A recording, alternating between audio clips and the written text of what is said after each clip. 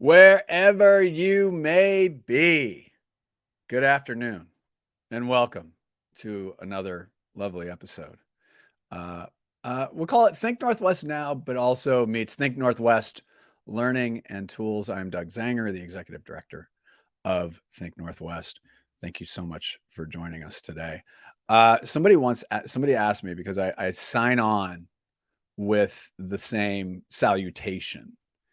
I say, wherever you may be, in what I guess you would call a somewhat bombastic voice.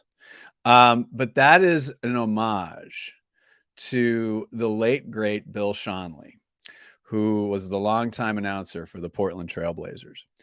And both he and his wife passed away recently. And for those of us in Portland, to say that he was an icon would grossly underestimate the impact that he had here. He coined the term "Rip City," and he was the voice of an iconic campaign back in the early '90s for the NBA. Very well respected. And then, more on a personal note as well, I had the great honor when I was in radio to actually work with him several times. And what's interesting is we had some common ground, specifically around where we grew up. So most of my family is from suburban Philadelphia. I've been in Portland for 31 years. Some people still say, yeah, you're still not an Oregonian. I think we pay the taxes and we have 2 kids. So I'm an Oregonian. And then proudly an Oregonian, but even more proudly a Pacific Northwesterner. But we had this common ground with Philadelphia, and he recorded a commercial, and we sat and talked for like 45 minutes, just chatting. We had common friends, one of whom was my mentor in radio, a guy named Gordy Miller, who passed away a few weeks after I got married in 2000, who I was very, very close to, and we spent some time talking about that. And it brings up a point that's something that I've been thinking about a lot lately. And it's something I've been thinking about as we grow Think Northwest and as we grow this industry, to stop and take the time to talk to people, take the time to get to know them. We had a happy hour in Seattle. The vibe was amazing. It was, it was great. Do I want to say it's the best Seattle event that we had? I mean, it probably was, but it's not so much just the vibe or what you felt, but it was the feedback that we got. And the feedback that we got was that I actually had a chance to sit down and talk with some people in an environment where I got to know them and I got to learn about them.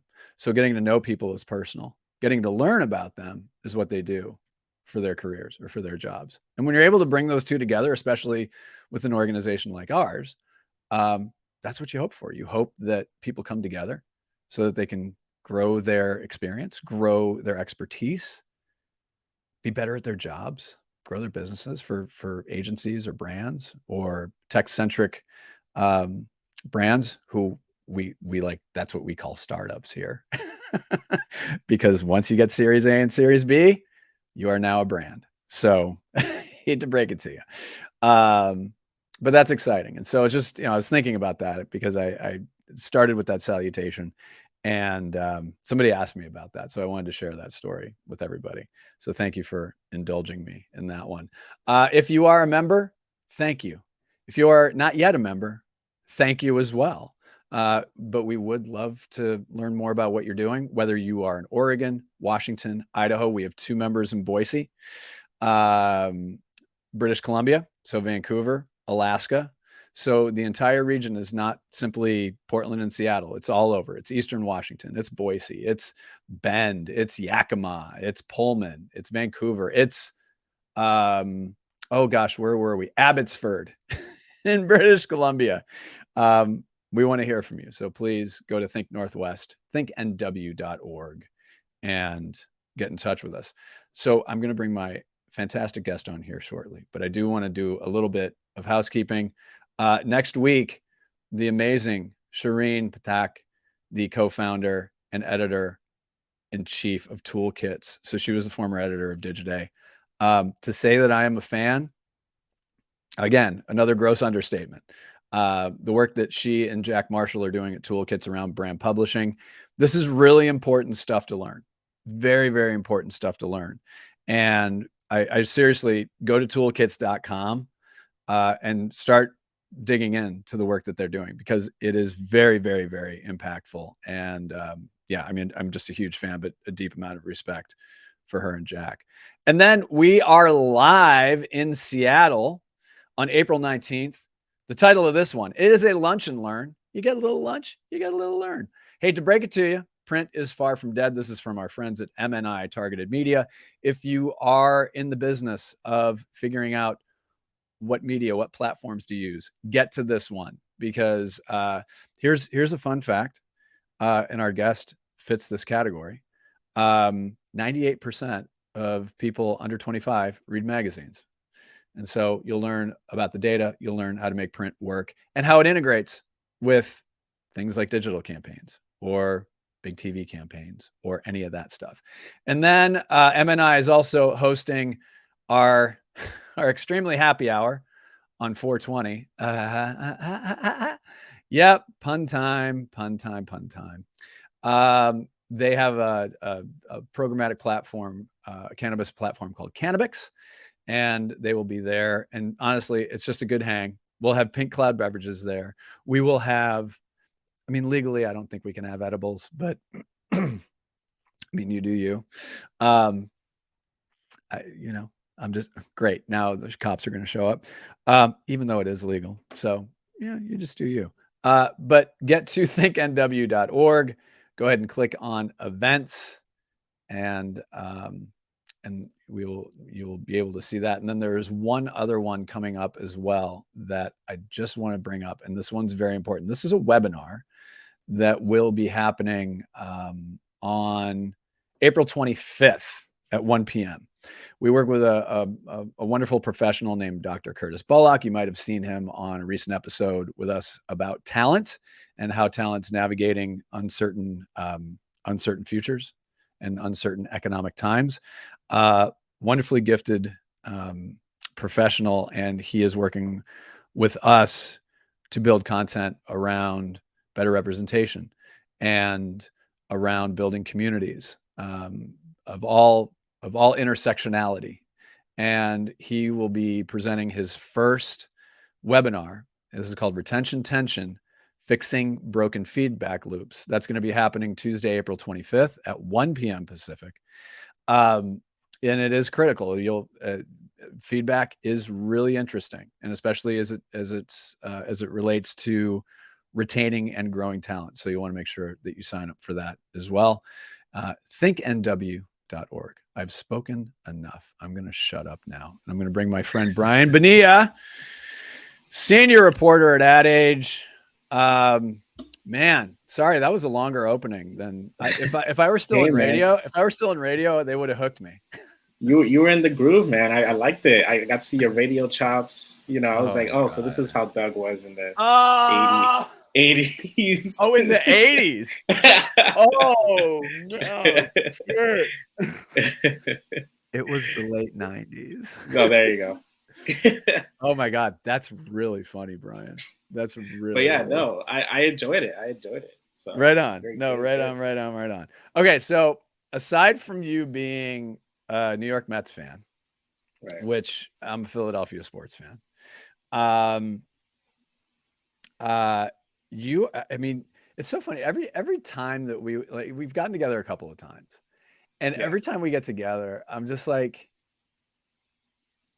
he's so New York, but like in this really like my friend Bennett. He's from Far Rockaway. You're from? You grew up in Queens? Was it Queens or the Bronx? Harlem, and then in Harlem. Yeah. Okay, you live in Queens. Okay, so that was the Queens part. Okay, so I just like, I'm like this is somebody that I completely trust about New York, because there's people that show up in New York and they're like, right, let's go to the M&M store. But you just bring like the authentic New York. So tell everybody a little bit about you, and then how your journalism career jumped off. Sure thing. Yeah. I mean, I grew up in New York, born and raised. And yeah, I mean, honestly, like I was interested in journalism since I was a kid. Well, more so writing. I knew that was kind of what I was good at, and I was terrible at math and science. So that was kind of, a wake up call for me. And honestly, I studied journalism at Brooklyn College, which is a school here in New York, and um, but I always had an interest in advertising as well. I took a couple of programs growing up, copywriting programs at an agency once, and it was really interesting. So, I started in finance journalism, specifically private equity. And after that, I went in the marketing side for a little bit. And I wanted to get back into journalism because I love it so much. So, and that's where the ad age opportunity came. And yeah, I've always had an interest in advertising. So it kind of was like the best of both worlds. Yeah, no doubt. And so you came in as I had exited. Right. Yeah, and I remember I was at the Martin agency, and I remember I think when we first met, I don't think we really talked about work at all, did we?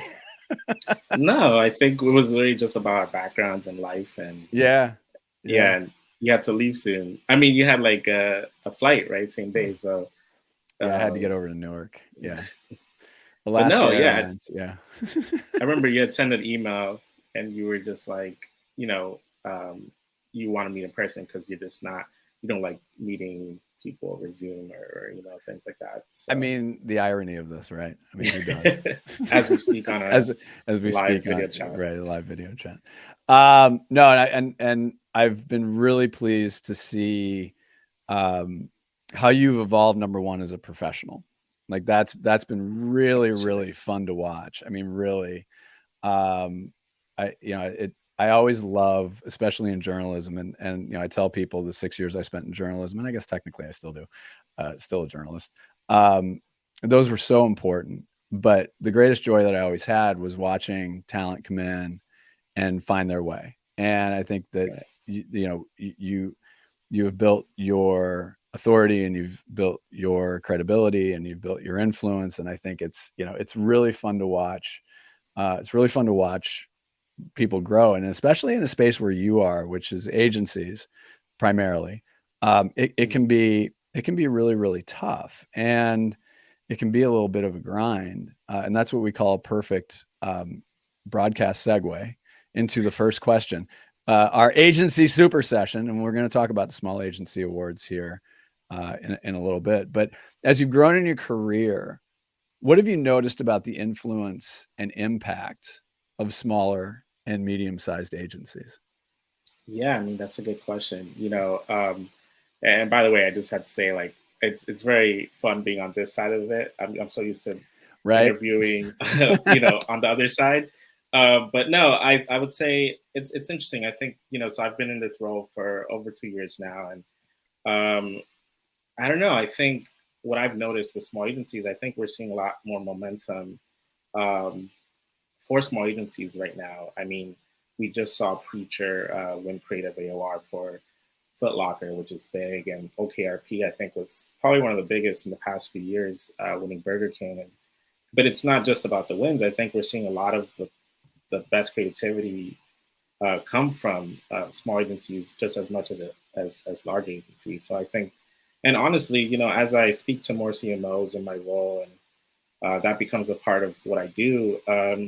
You know, CMOs are always asking me like, "What's this? What's like the new shop that I haven't heard of? Like, what's the new Mm, shop that is gonna like blow up my business or do something like that?" And it's a legit question that CMOs ask, and obviously there's more to it. But I will say that's one of the first questions that I always have CMOs ask me.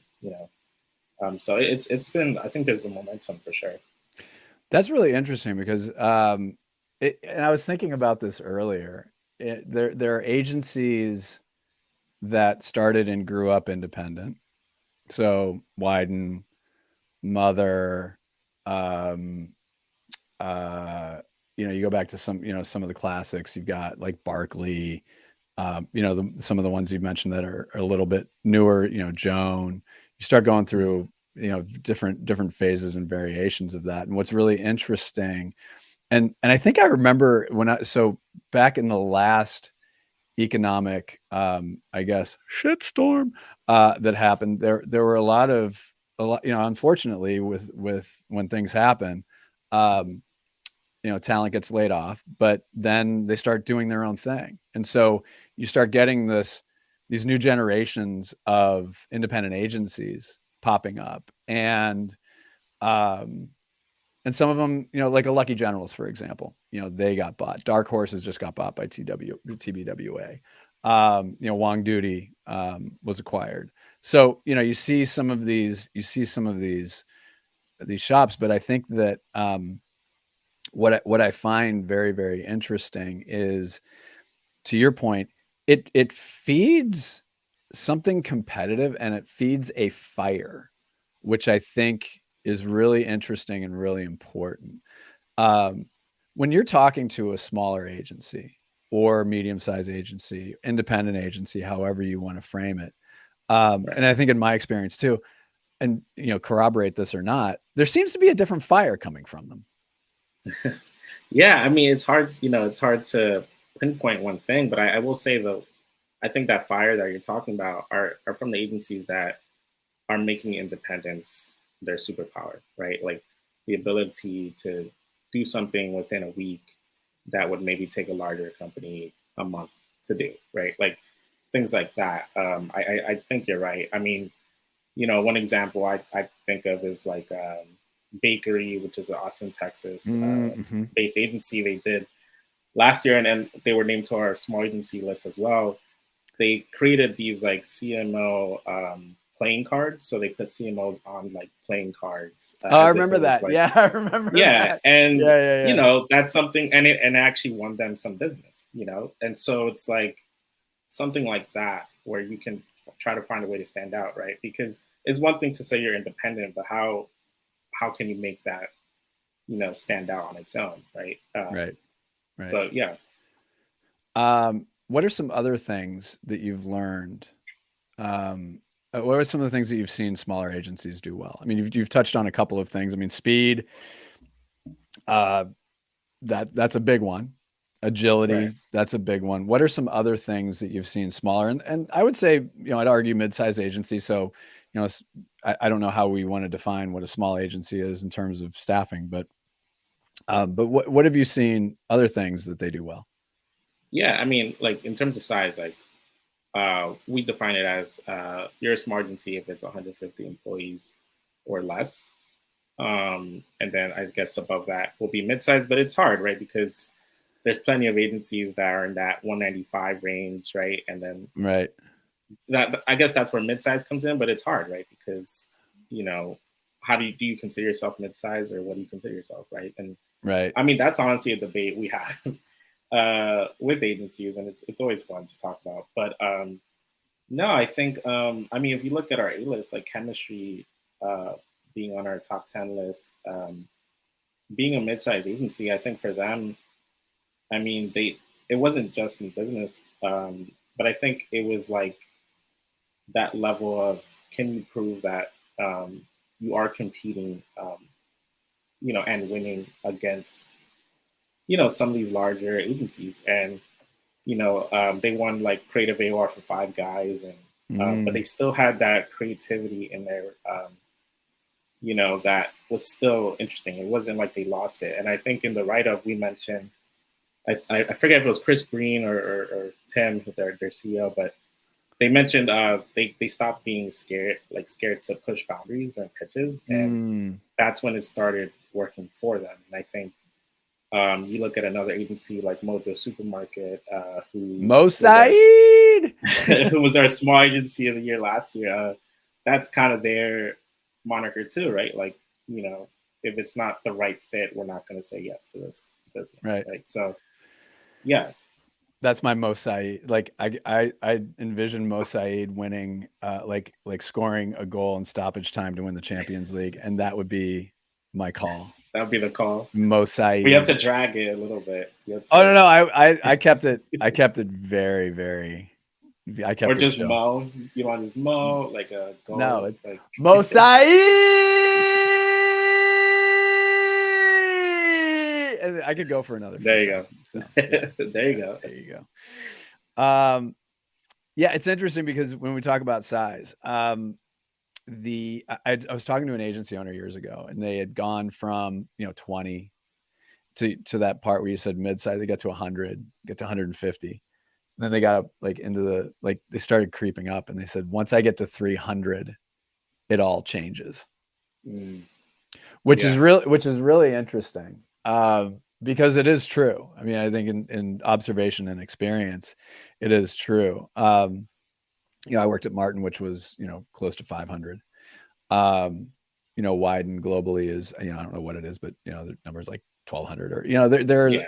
it's Mhm. and it's been really interesting to see.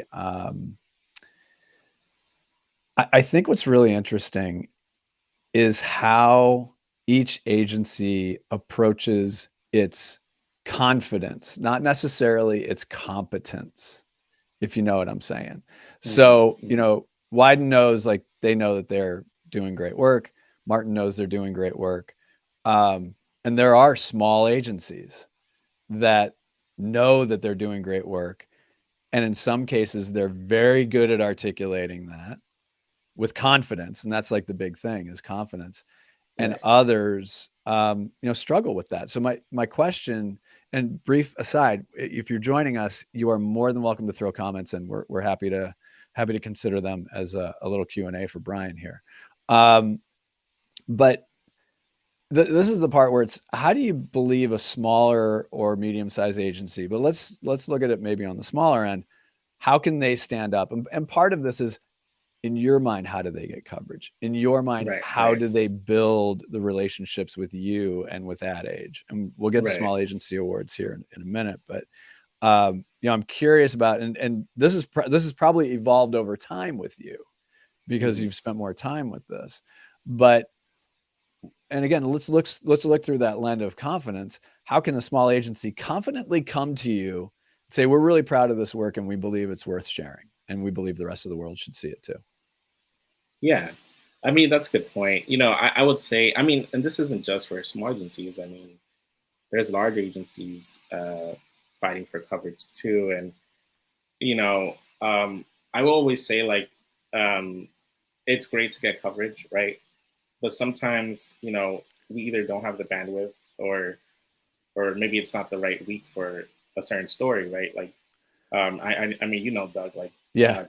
uh, you know how it works. It's like sometimes a story is a story, but we can't cover it. You know what I mean? And Right. so I will always tell them, like, I always try my best to thank them for sharing the news, but I will say, like, just reach out however you can, because I mean, sometimes, there'll be an interesting win, and I'll remember that, and then it might lead to a future story. Maybe it's a trend story, or maybe it'll be when it comes time to, like, think about these awards, right? So I would approach it as a longer game.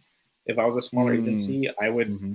because honestly, like, I take so many meetings on a weekly basis, just meet and greets, and honestly, like, it's probably going to be easier for you to set up a 30-minute session with me than it is to get a certain coverage, right? Because it is so competitive and there's so much out there to cover. I mean, Yeah.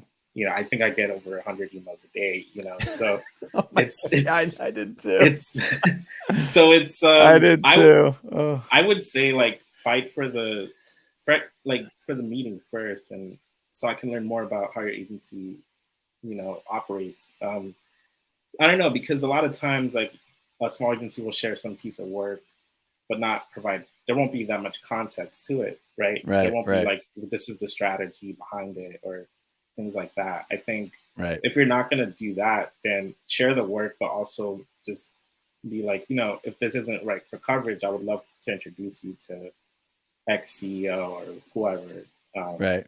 and and honestly, I'm always looking for agencies that aren't, on the East Coast or West Coast specifically, because they're, like, Doug, like, there's so many of those on the coast, but we want to know more about Midwest agencies. We want to know more about, Northwest agencies. So it's, Yeah, you hear from me a lot. but I'll say, like, use your location as, like, put it up front. Be like, look, we're based in this state, and we do this type of work. Can we like meet with you? Because honestly, I'll probably be like, oh, I would like to know about what they're doing. Right. So I don't know. I don't know if that answers your question, but No, that was kind of it was a better answer, and you probably, yeah, no, it's far better than my question. No, but no. I think the question is, again, you're pointing out how to approach this process, because our mutual colleague Kyle O'Brien mentioned some of the similar things last week, and I think that what again, this idea of confidence, but you brought up some really important points. So when I was an editor, and I was always looking for, I used to call them agency stories. So if you're going to send me to work as an agency, to your point, like, I'd like to meet the brand behind it. I'd like to meet the creatives behind it. I'd like to talk to the strategists behind it. And they don't necessarily need to be these long, drawn out, granular things about the strategic thinking. It's just give me the headline, and then I can dig from there, because I thought that really made it more of a whole story. Number one, it's a better story. Number two, you're because even though we are in journalism, once a journalist, always a journalist. Once a journalist, always a journalist. I know. The important thing is what the key tenets of journalism, which is, holding power to account, all of that. But when you are in the advertising and marketing trades, there is a service component to it. So when you are doing a story, so let's be very specific and very clear about this. If it's work and you're able to snap those other pieces in, not only have you told a good story, but you've provided some level of service to the industry. So if you're writing something about, Preacher doing X, Y, and Z, then there could be somebody at Barclay in Kansas City that says, oh, that's really interesting. I never thought of that. Or Camp and King might be like, oh, wow, that's interesting. So there is that. And that's the thing too, is that you never really know what's hitting or what's resonating. And it is kind of funny going into places and introducing yourself, and they're like, oh, you were the Ad Week guy. I used to read you all the time. And it's like, right. Cool. Like, that's great. Then that means you're actually making a difference, which I think is really important. Let's talk small agency awards. Yeah. Now, let's first talk about, all right, here's a quiz for you. How am I somehow, what's my 1 degree of separation between small agency awards and just small agency stuff at Ad Age in general? There's your quiz. Are you talking about you specifically? Yeah. Oh man, you don't know.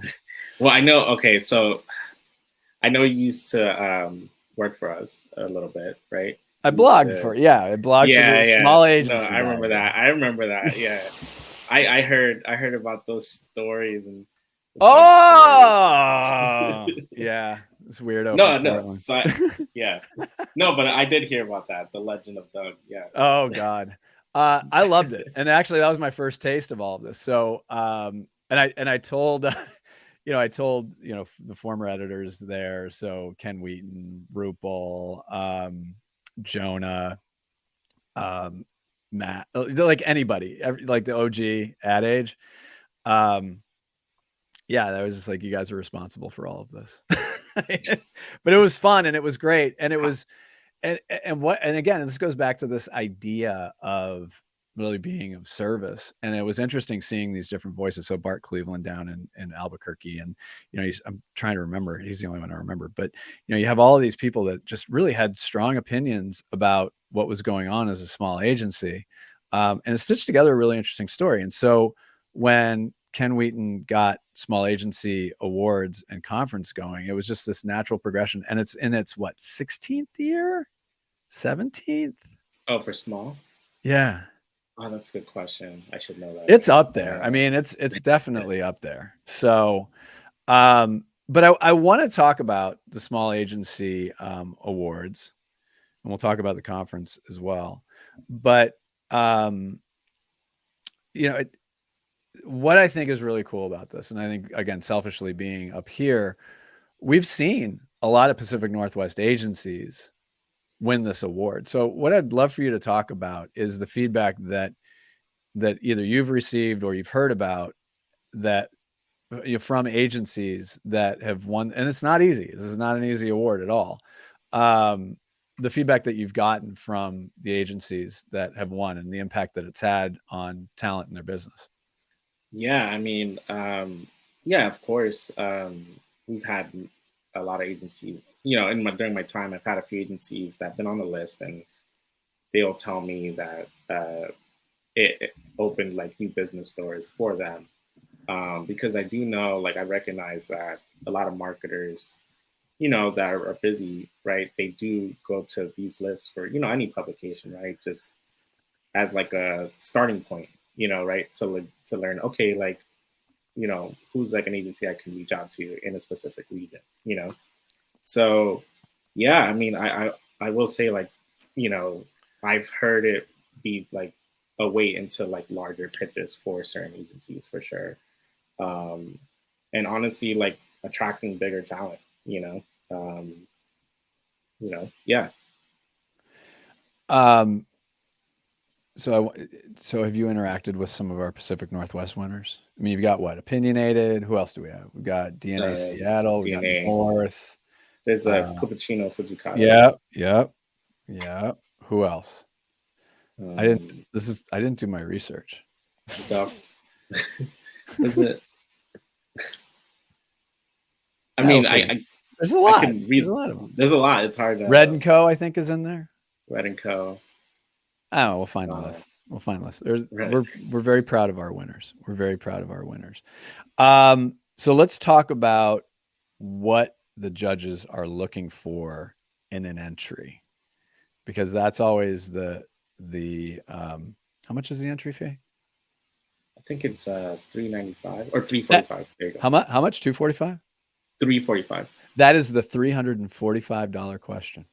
Um, what what are the judges looking for? Right. What makes a great entry?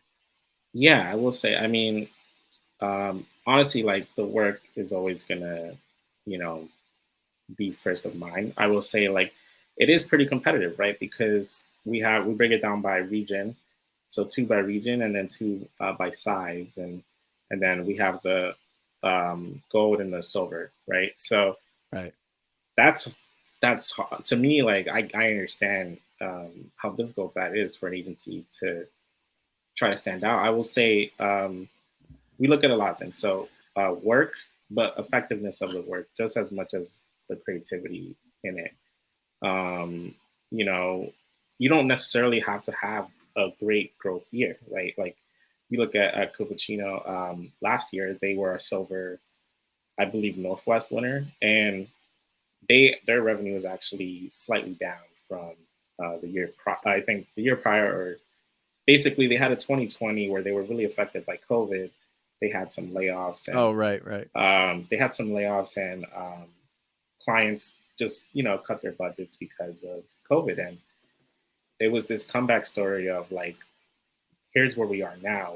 We're not we're not past the point of 2020 where we were, but we have improved, and we're getting our stuff together. Like they opened an office like during the pandemic. It was just a lot of going on, but they were proving the momentum that it was taking for the agency, to get out of the COVID hump, whatever you Mm-hmm. would call it. And so I will say stories like that, like are interesting to us. Like, is it a comeback story? Is it, why is this year specifically different than any other year? You look at Hampton Dodge, which I think was our silver Midwest winner, Oh, and right, right. Yeah.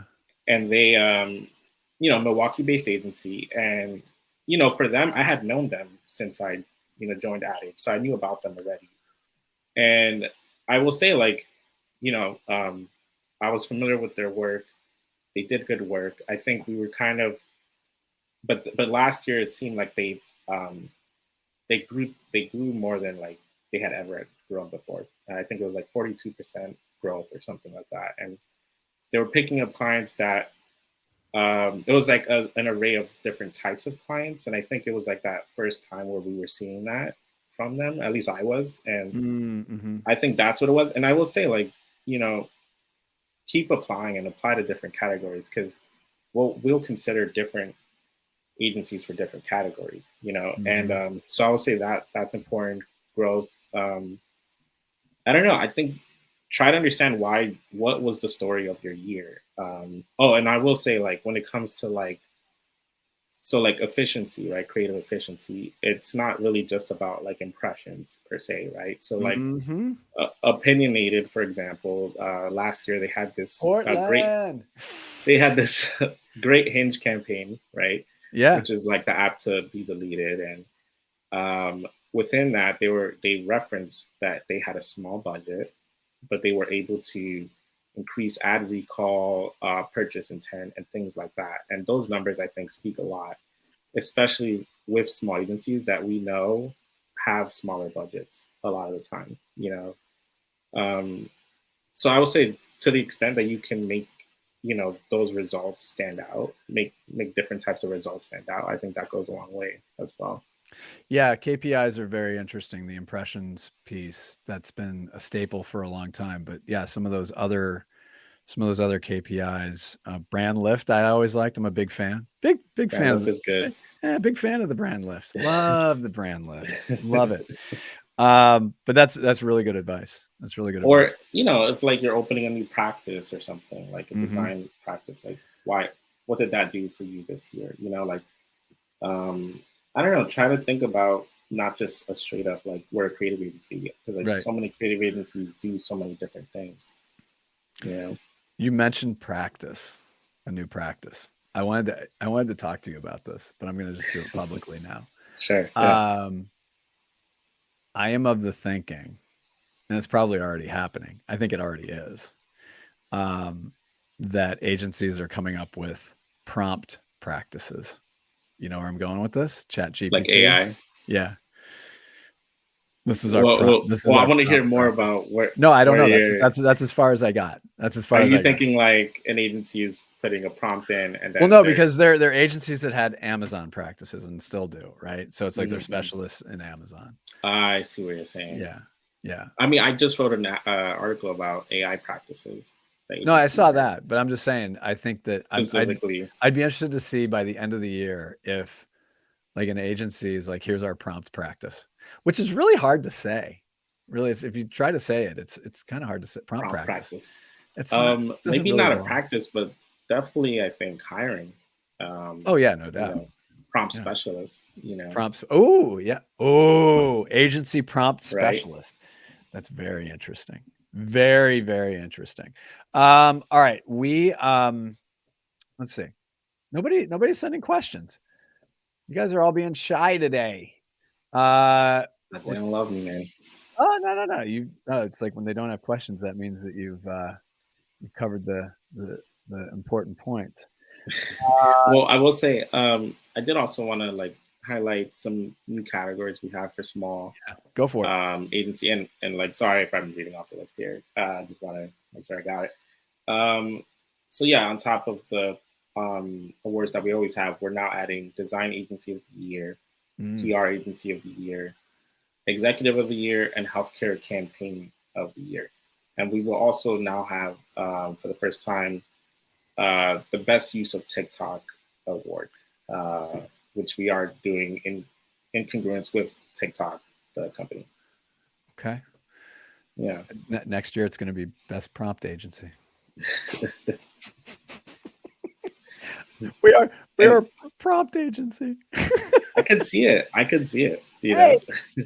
listen, so again, not to dip into the wells of another publication, but I mean, let's put the elephant in the room.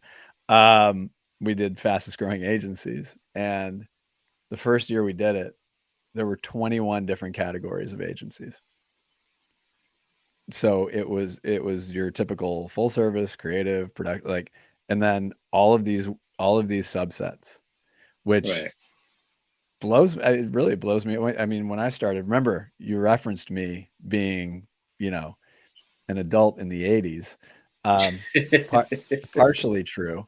Yeah, it was TV, radio, and print, and outdoor, and Oh not even wow. outdoor. It's billboards. Yeah, yeah, and direct mail. But no, it's fascinating to me, just the different the different the way that agencies position themselves. It's and the things that they do. So that is interesting that those practices will evolve. All right, let's. I'm gonna put you on the spot here because no one's asking questions, and we're gonna wrap this Sure. up here in a Yeah. minute. What is your big prediction for small agencies throughout the rest of the year and into next year, throughout 2023 and into 24? What's Oh, your that's tough. I know that's a tough one. So that's why I'm trying to stall and really trail the question out pretty far. So, well, maybe it's a couple of things. Maybe it's not one. Maybe it's a couple of things. Well, I mean, obviously you're hearing this like project-based world that we keep going into. I think Mhm. you're gonna see more and more small agencies when some of these bigger projects out there. I think, but I think we're also seeing,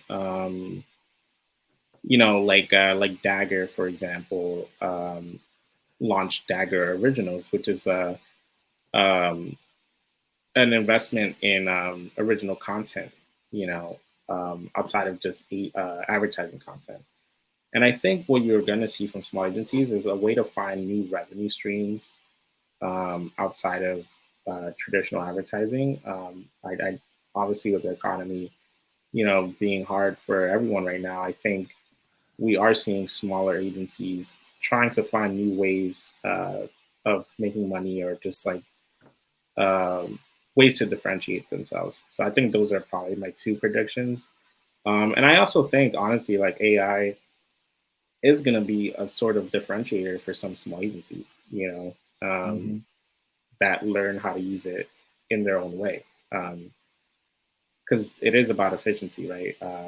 And I think small agencies can benefit from that greatly. All right, last question, then we're gonna wrap it up. What's your favorite small agency name? Like which agency? Because there's a lot of funky names. Or it doesn't I have to don't be your know. favorite. Like, what are some that you like? There's a worldwide partners agency called Roast Beef in France, and it's not That's even good. roast beef. I think it's ROSBE. Yeah. I like Uh, I mean, I like quality meats. oh, Quality Meats is great. That's a good name. That's So there was a good one name. called Office of Baby a few years back that I really Mojo Supermarket's great. I mean, that's a good name. Yeah. Uh, Mosaid. I like Zulu Alpha Kilo. Yeah, You know. I like Rethink. I mean, Oh yeah. I I'm a mean, big Rethink fan. that's a solid name. You It know. is a solid. I mean, Mischief, it can't go wrong there. Yeah, that's part of what I like too is that you can have a little more fun with the names, like I Mojo, like Curiosity. Mosaid. Yes, yep. Curiosity. Curiosity That's is a good good. name. Curiosity is good. Yeah, and so we've got Opinionated's really good. Red and Co is really good because Mira Kadura she's redhead, Oh, Lebanese, okay. and yeah. I always liked Swift. DNA Oh yeah. Seattle, that's solid. Hydrogen in Seattle is Oh, really I good. like. I don't Mac, know if they're considered small. Woo. You know Woo. yeah, Yeah, they're good. I yeah. like that name. We're just rattling off a bunch of names now. So, um, but it is fun, and the independent and small agency world is a lot of fun, and you know, we uh, we love to support that, and we love to support your work, Brian. Again, thank you so much for joining us. We're gonna have you back. We'll probably bring Tim Nutt in at some point. We're gonna have to drag him Sure. in, Yeah. unfortunately. How's it been with Tim? No, Tim's He great. Yeah. don't encourage him. Don't encourage him. No, don't Yeah, encourage he's him. a rock star. He's killing it. No, I'm kidding. I'm kidding. He's one of my favorite people in the business. He absolutely is. Even though he lives in the other Portland, and we talk about that quite a bit. We talk about that quite a bit. There's a So, rivalry there. well, the Portland where people talk a little slower. I'm going to get in so much trouble for that. get in so much trouble for that. But yeah, no, we'll bring more of your colleagues on, and as always, you are more than welcome to join us. And yeah, we're definitely going to have you back because we Yeah. want to support your work as well. And we encourage everybody to go to Ad Age, read Brian's stuff. Make sure that you're subscribing, please. Support the work across the board. And if you are a member of Think Northwest and you are entering Small Agency Awards, as part of your membership, we'll take a look at your entry for you and give you a few Oh wow, pieces of nice. advice. So it's part of the member services we like to provide here. So be sure to reach out to us. All right, Brian, we'll talk about the Phillies and the Mets later. I want to thank you so much for joining us, and we'll catch you soon. Thanks, Doug. I appreciate it. And All right. anytime, man. All right, man. All right. Thank you all for joining us today. Brian's just fun to talk to. I would love for all of you to be a fly on the wall sometime because it's just that was a little bit of a fly on the wall, a little bit. But I have so much fun talking to Brian and all of the journalists in the trade world. Again, if you are a member, thank you so much for being a member. If you are not yet a member, get in touch with us. ThinkNW.org. Reach out to us, ask us any question, and we will see you next week to talk about brand publishing. And again, it is a very, very important topic with one of the preeminent experts in the field joining us. And on behalf of all of us at Think Northwest, including our wonderful board, who I love dearly, we'll see everybody next time. Take care.